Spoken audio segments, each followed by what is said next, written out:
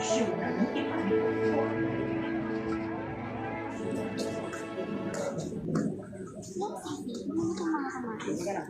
like freshness.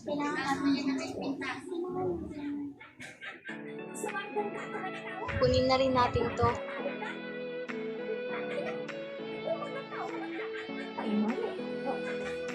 Magkano po lahat yan?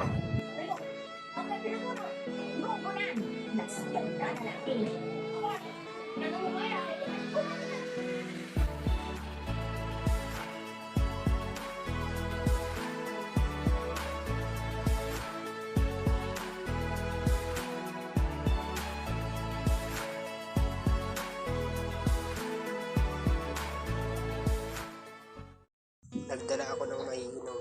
Ito, buko juice para sa'yo, Selena. Thank you, RV. Lifesaver talaga kita. Sabay-sabay na naglakad ang magkakaibigan at tumigil sa bilihan ng gulay. Pabili nga po dito sa sitaw.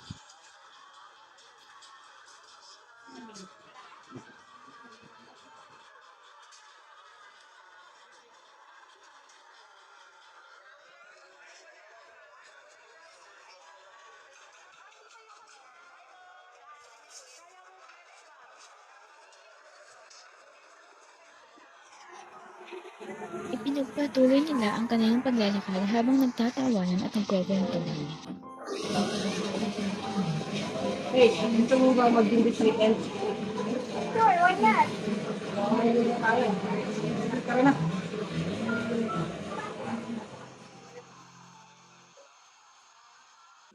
Habang sila ay naglalakad, may nadaanan silang nagtitinda ng iba't ibang disenyo ng mga phone case at dito ay may naisip na gawin si June.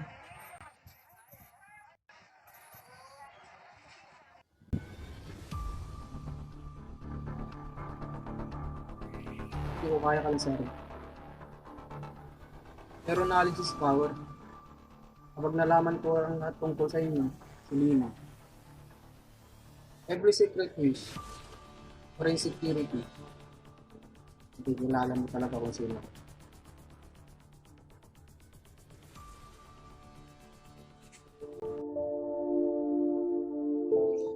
This is my happy place. Malayo sa ingay, may konting katahimikan, at kapayapaan. Ako din. Bagaman gusto ko natin takasan ang lahat. Takasan? Ano ibig mo sabihin? Tumakas at magpakalaglayo. Hindi naman exactly. Pero ang ganda, di ba, kapag makakapaglakbay tayo kung saan man sa mundo. Maglalakbay sa mundo? Bibiro ka ba? Aakyat ako ng mga bundok sa Nepal, mag-picture sa Korea at Japan. Ano ba? Wow! Ako naman, gusto makapaglakbay sa Japan at makita ang Northern Light. Siguro nga, RC. Siguro nga balang araw, nagagawa natin yun ng makita. Paglalakbay sa mundo, sa mga iba't ibang bansa. Oo, balang araw. Mas lumalalim ang ugnayan sa pagitan ni Selena at RV, subalit pinananatili nila itong patago sapagkat ayaw nilang maging pangunahing paksa sa kanilang paaralan. Subalit, isang araw, kumalat ang isang edited video nilang dalawa ni RV sa social media na galing mismo sa kanyang social account.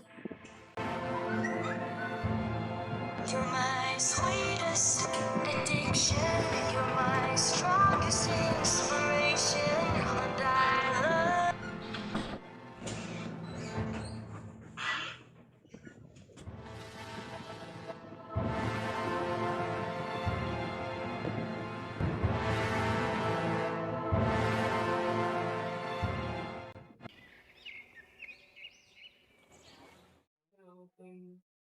Alam mo, pre, may aminin ako. Ano yun, pre? Kasi yun ang sa ako ni Selena. Ikaw pala yun. Pre, di ko alam. Grabe pala. Paano na? Wala. Napabahan na ako. Di ko alam, dami palang nangyayari.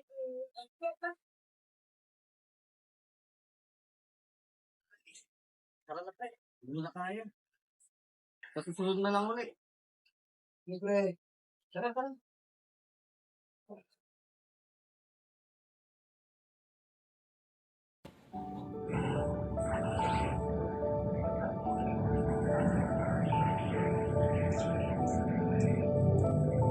Selena, ano ba talaga ang video na ito? Ikaw ba? Napost mo pa ito? Hindi, syempre, hindi ko alam yan. Salamat ito kasi Huwag ka na makinig sa mga sinasabi nila. Report na hindi naman ito ang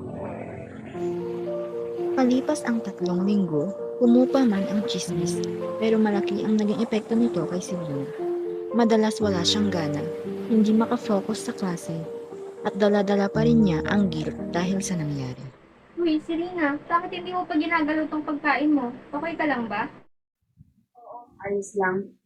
Napakabigat lang sa pakiramdam niyo.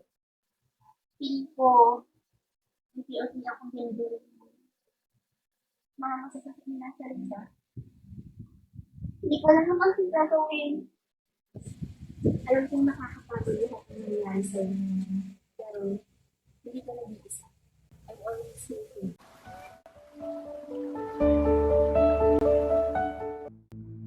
Habang nakaupong mag-isa sa kanyang madilim na silid, ang ilaw sa kanyang cellphone ay naghahatid ng takot sa kanyang mukha na may bahid ng luha. Ang mga masasakit na salita ay patuloy niyang naaalala na siyang naghahatid sa kanya ng puot at kawalan ng pag-asa.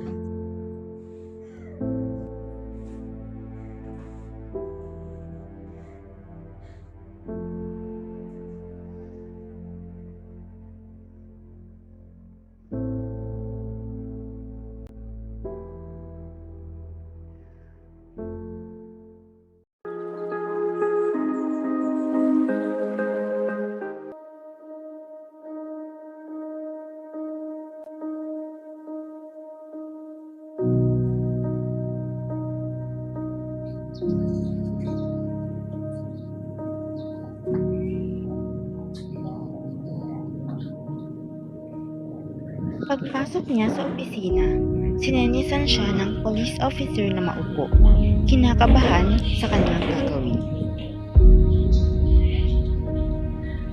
Huminga ng malalim si Joseph. Nagsimulang magsalita. Ang kanyang tinig ay mahinang bulong habang ikinikwento niya ang mga pangyayari sa nakalipas na ilang linggo.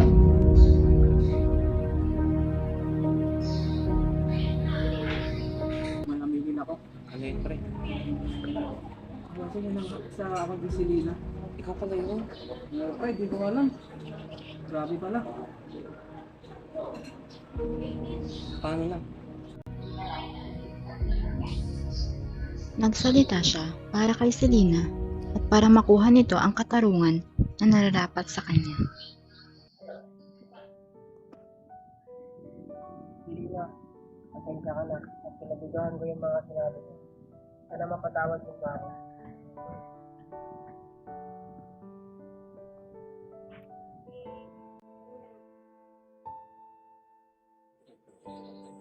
Sinasay dyan. Sorry.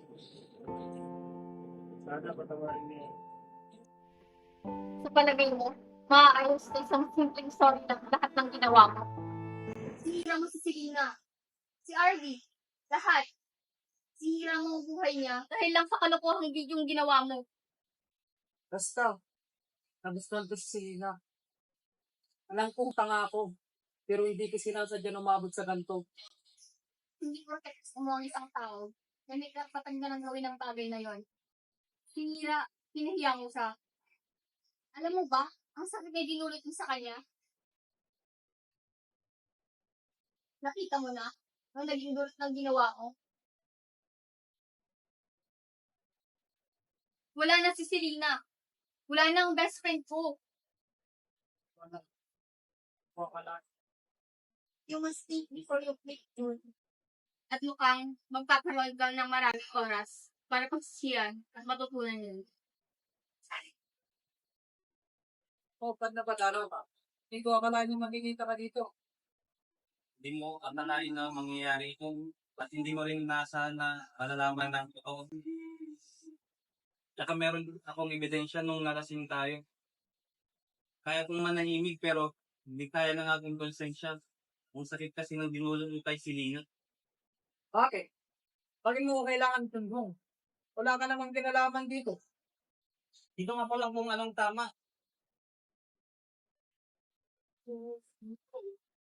Kahit na mahirap, may nasaktan ka, Jun. Isang taong hindi deserve na mangyari sa kanya. Gamitin mo ang mga oras na yun, Jun, para yung pagkasipan ang nagawa mo. Palang araw, malalaman mo ang tunay na kahulugan ng pananagutan. Bakit, John? Bakit mo nagawa yun? Di ko alam, Ardi. Gusto lang kitang saktan. Nakikita ko kasi kung gaano kakalapit tayo si Lina. Pinaramdam ko yung selos. Tangang wala sa mukha. Kaya napagpasa mo sa cyberbully? Sinira mo ang buhay niya para sa ikakagaan ng pakiramdam mo. Anong klaseng dahilan yan? Ako. Nagkamali ako. Ngunit hindi ko sinasadya na umabot sa ganito. Gusto ko lang naman na mapansin niya ako. Hindi mo kontrolado ang nararamdaman ng isang tao dun. At kahit na totoo ang video, wala na itong mababago. Mabuting tao si Selena. At hindi niya deserve ito. Sumuko siya. At ito ay iyong kasalanan. Hindi ko alam. Hindi ko akalain. Naway pagdihan mo na dun ang iyong mga nagawa. Sana maintindihan mo. Wala na pa akong dapat sabihin. Ingatan mo ang iyong sarili. Sana hindi ko na kumikita. Sisisi na ako. Mahal kita kaya ako yung nagawa. Sana mapatawad mo ko si Lina kung nasan ka.